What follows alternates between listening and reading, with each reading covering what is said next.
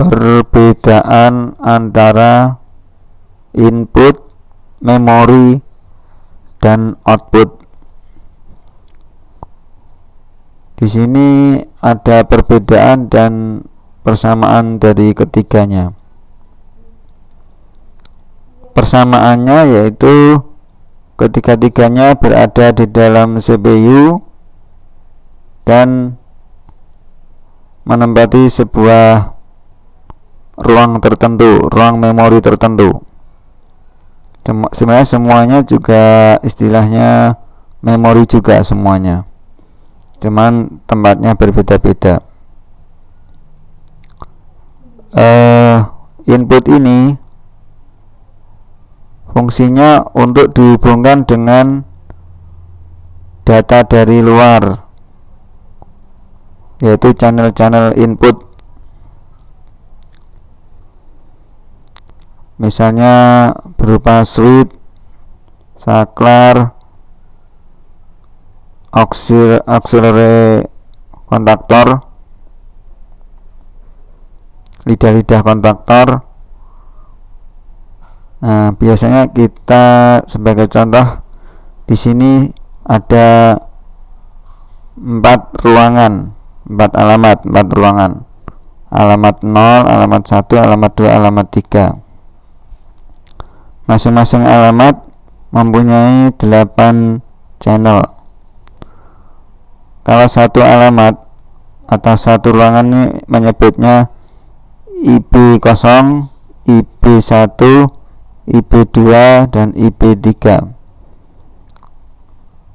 Artinya input byte ke-0, input byte pertama, input byte kedua, input byte ketiga. Masing-masing besarnya 1 byte, yaitu 8 channel. Kalau memanggil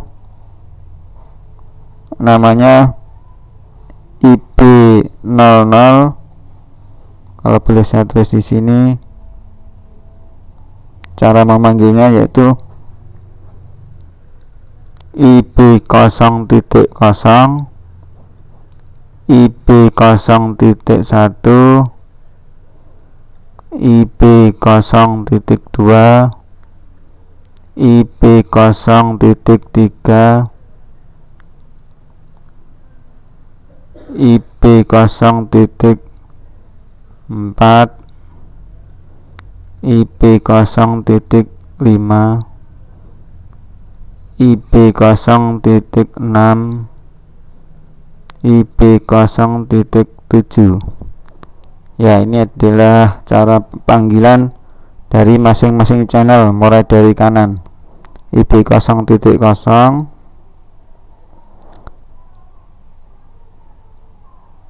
IB0.1, IB0.2, IB0.3, IB0.4, IB0.5, IB0.6, IB0.7. Itu adalah masing-masing channel. Jadi di sini ada 4 kali 8, ada 32 channel yang ditempatkan dalam satu modul. Satu modul 32 bit atau 32 channel menempati 4 alamat. Nah, input ini bisa langsung dihubungkan ke output lewat suatu network. Output juga mempunyai 4 alamat, seperti hanya dengan input. Kalau output sesuai sistem, kalau kita mengkonfigurasi sistem, biasanya alamatnya 4 sampai 7. KB4, KB5, KB6, KB7, 4, 5, 6, 7. Ini juga ada 32 channel. Jadi ada modul digital input, isinya 32 channel. Modul digital output, isinya 32 channel. Jadi output ini fungsinya dihubungkan ke keluar, dihubungkan ke alat output, misalnya motor AC, relay, valve, dan sebagainya. Bagaimana dengan memori? Memori adalah sebuah ruangan ruangan perantara, ruangan sementara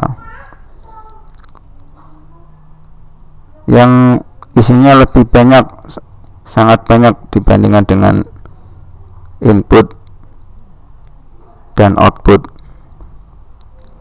Di sini saya tulis memori paling besar MB 16.000, jadi cukup banyak digunakan, bisa digunakan, tidak hanya 32 bit saja tapi 16.000 byte, 16.000 kali 8, sangat banyak sekali. Kalau kita lihat di simulatornya, maka di sini tertulis MB 17.000 itu invalid, berarti tidak bisa digunakan. Tapi kalau 16.000 masih bisa digunakan. Kalau diisi 16.500 sudah invalid juga. 16.200 masih bisa juga. 16.300 masih bisa. 16.400 tidak bisa. 16.250 masih bisa. Jadi sini maksimalnya 16.250 byte memori. Sedangkan penggunaannya yaitu seperti ini, misalnya kita mempunyai network seperti ini.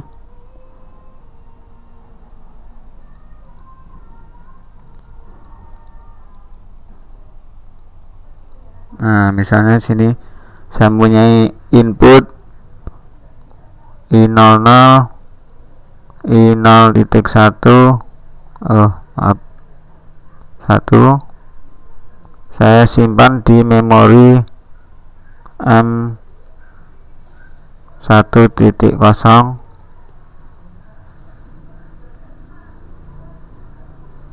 Di sini M1.0, kemudian I0.2,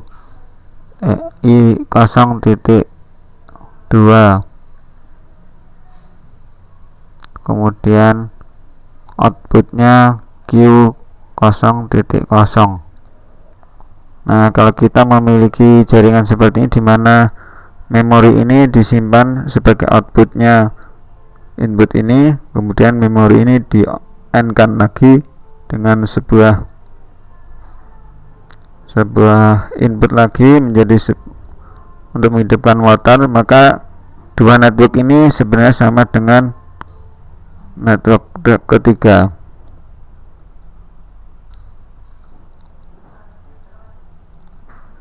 Nah, ini sama dengan 3 buah input yang di paralel.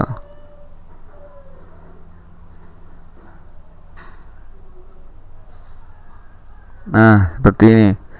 Jadi input 0 dan input 1 di paralel, di AND kan sejajar seperti ini. Kemudian di AND kan lagi dengan yang ketiga. Ya, ini fungsinya sama. Jadi memori ini untuk menyimpan sementara hasil dari operasi yang network 1, disimpan sementara, kemudian bisa digunakan untuk selanjutnya. Demikian juga kalau kita misalnya menggunakan output sebagai input, misalnya saya buat network keempat, kita gunakan sebagai feedback.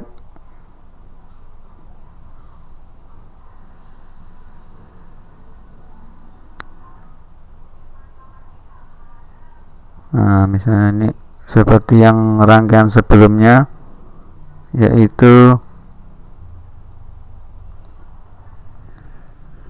misalnya di sini I0.4,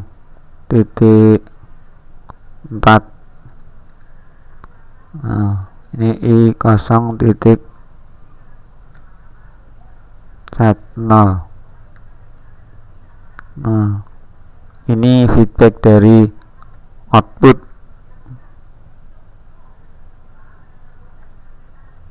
Nah, jadi feedback output Q juga bisa dipakai sebagai feedback. Jadi tidak hanya input saja yang dipakai untuk normally open, tapi ini ibaratnya kalau di kontaktor itu kontak auxiliary-nya. Ini kontak auxiliary-nya. Demikianlah prinsip kerja dari input, memori, dan output.